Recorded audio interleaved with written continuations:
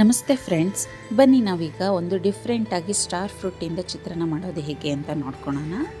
ಈಗ ಅದಕ್ಕೆ ನಾನು ಸ್ಟಾರ್ ಫ್ರೂಟ್ನ ಕಟ್ ಮಾಡಿ ಇಟ್ಕೊಂಡಿದ್ದೀನಿ. ಅದಕ್ಕೆ ಈರುಳ್ಳಿ, ಹಸಿಮೆಣಸಿನ್ಕಾಯಿ ಮತ್ತು ಕೊತ್ತಂಬರಿ ಸೊಪ್ಪನ್ನ ತೊಗೊಂಡಿದ್ದೀನಿ. ಒಂದು ಬಾಣಲೆಯಲ್ಲಿ ಎಣ್ಣೆ ತಗೊಳ್ಳಿ. ಎಣ್ಣೆ ಒಂದು 2ರಿಂದ 3 ಚಮಚ ಎಣ್ಣೆ ತಗೊಳ್ಳಿ.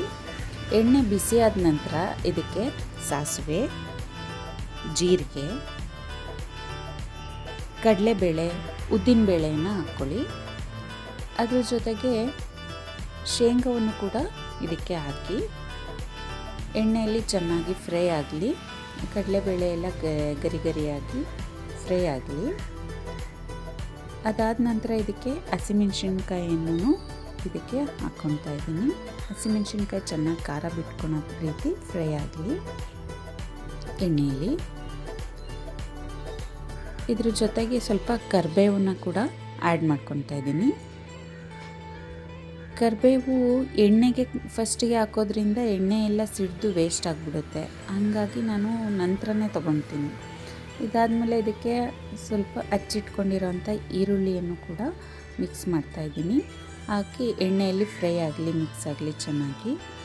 ಈ ಈರುಳ್ಳಿ ಚೆನ್ನಾಗಿ ಮಿಕ್ಸ್ ಆಗಬೇಕು, ಚೆನ್ನಾಗಿ ಬೇಯಬೇಕು ಅಂತಂದರೆ ಇದಕ್ಕೆ ಉಪ್ಪನ್ನು ಕೂಡ ಹಾಕ್ಕೊಳ್ಳಿ. ಉಪ್ಪು, ಅರಿಶಿನ ಪುಡಿನೂ ಕೂಡ ಸೇರಿಸ್ಕೊಳ್ಳಿ.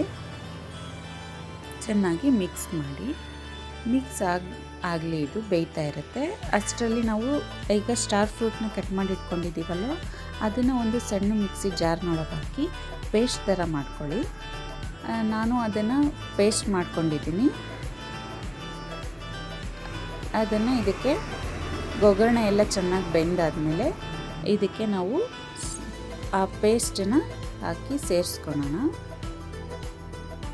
ನೋಡಿ, ಈಗ ನಾನು ಅದನ್ನು ಚೆನ್ನಾಗಿ ಪೇಸ್ಟ್ ಮಾಡ್ಕೊಂಡಿರೋದನ್ನು ಇದಕ್ಕೆ ಮಿಕ್ಸ್ ಮಾಡಿದ್ದೀನಿ. ಅದೆಲ್ಲ ಚೆನ್ನಾಗಿ ಹುಳಿ ಬಿಟ್ಕೊಳೋ ಥರ ಬೇಯಲಿ ಎಣ್ಣೆಯಲ್ಲಿ. ನೋಡಿ, ಈಗ ಚೆನ್ನಾಗಿ ಬೆಂದಿದೆ. ಎಣ್ಣೆ ಎಲ್ಲ ಬಿಟ್ಕೊತಾ ಇದೆ.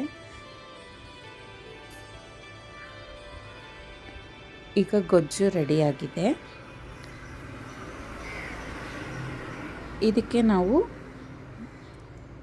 ಮೊದಲೇ ಮಾಡಿಟ್ಕೊಂಡಿರೋಂಥ ಅನ್ನಕ್ಕೆ ಈ ಗೊಜ್ಜನ್ನ ಹಾಕಿ ಕಲಿಸ್ಬೇಕು. ಈಗ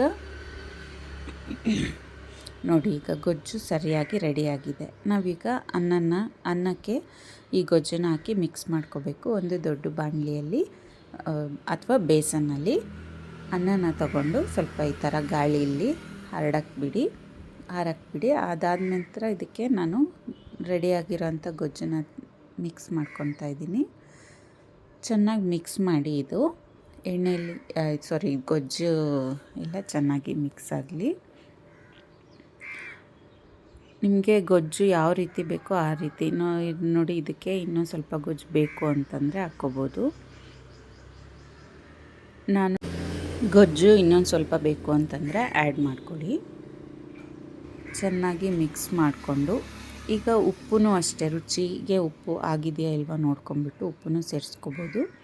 ಮೇಲ್ಗಡೆ ಕೊತ್ತಂಬರಿ ಸೊಪ್ಪನ್ನ ಹಾಕ್ಕೊಂಡು ಕಲಿಸ್ತಾ ಇದ್ದೀನಿ. ತುಂಬ ಡಿಫ್ರೆಂಟಾಗಿರುತ್ತೆ ಈ ಚಿತ್ರಾನ್ನ. ಒಂದು ಸತಿ ನೀವು ಟ್ರೈ ಮಾಡಿ. ಇಷ್ಟ ಆಯಿತು ಅಂದರೆ ಲೈಕ್ ಮಾಡಿ, ಸಪೋರ್ಟ್ ಮಾಡಿ, ನನ್ನ ಚಾನಲ್ಗೆ ಸಬ್ಸ್ಕ್ರೈಬ್ ಮಾಡಿ. ನಮಸ್ತೆ ಫ್ರೆಂಡ್ಸ್.